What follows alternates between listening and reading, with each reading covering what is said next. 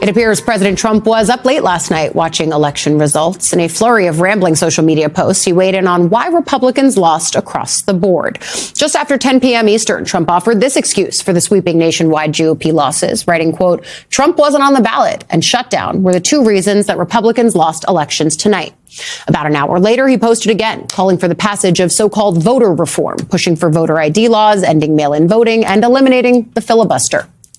During New York City Mayor-elect Zohran Mamdani's victory speech, Trump also posted in all caps, "And so it begins." Meanwhile, the official White House Instagram account posted a modified version of the Knicks logo that read, "Trump is your president," presumably a reaction to Mamdani's win. And we saw Mamdani was pretty defiant when talking about Trump last night. But today in Washington, a big case about Trump and one of his signature policies, because the Supreme Court will hear oral arguments in the case of Trump's use of emergency powers to enact sweeping tariffs on U.S. trade partners. The case is going to have major implications on America's economic policy and also test the bounds of executive authority. While the Republican majority court has often ruled in favor of the president, legal experts say this could be a toss-up. The Constitution gives Congress the power to impose taxes. But soon after taking office, Trump declared that a 1977 law gave him the power to impose tariffs unilaterally during emergencies. The statute gives the president certain tools to deal with any unusual and extraordinary threat to the national security, foreign policy, or economy of the United States.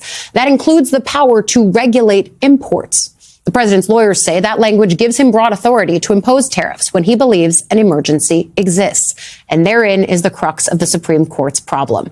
MSNBC legal affairs reporter Fallon Gallagher joins me here on set. She has, of course, been following this case. You're going to go to the Supreme Court a little later this morning. Can you explain what we expect to hear today, what we're watching for as this begins? Yeah, Allie. So just like you touched on it, the president's argument here is that this is a national emergency. And because it's a national emergency, he, as the president of the United States, has the authority to impose these tariffs as he chooses.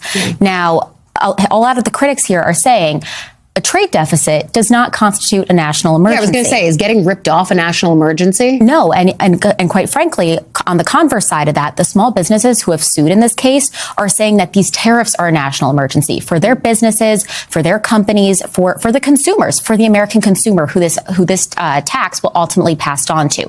So those people are saying that not only is this an emergency for them, and that's why they've sued, but that this is a separation of powers issue, that Congress is the one who has the authority to implement these tariffs, not the president unilaterally, and that, quite frankly, to them, this is like taxation without representation, which you'll remember we fought a whole entire war about. Yeah, I think I read something about that. Yeah. So, these people are really, really upset, and they think that they have a strong case here, and they thought, why not me? So that's why they're suing here. So that's why they're the plaintiffs in this case. And we've even seen some members of Congress in the Senate, they're largely messaging votes because they're not going anywhere. But when it comes to specific tariffs and other trade policies that the president has done, you've even seen in bipartisan fashion some rebukes, some uncomfortability with the way that this White House has done them unilaterally without bringing in Congress. So I think the open question here for a court that gave the president broad immunity, is this a moment for them to finally say there is a limit to how much we will allow this president to do?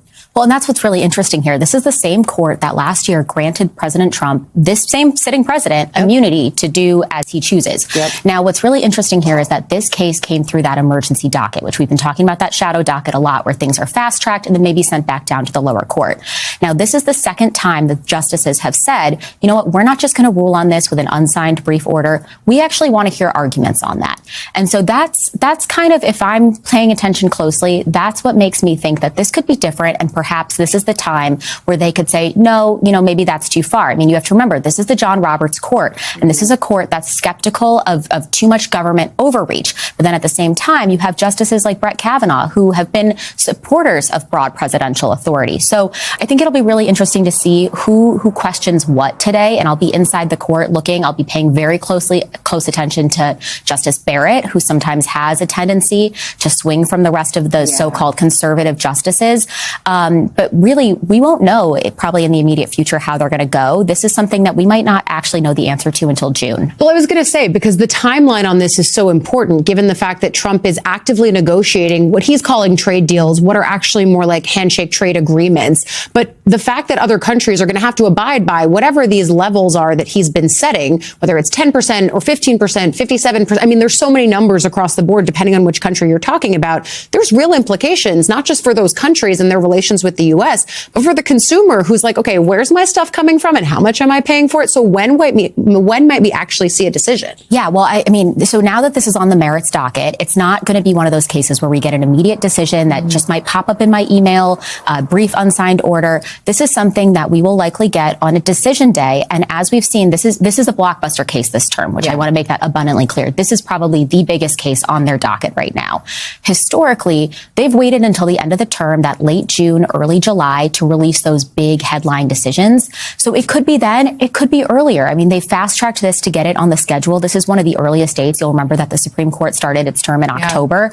It's November 5th today. So they are moving kind of quickly. We just don't know though. I mean, it's probably going to be, I would say, January at the very earliest. At the very earliest.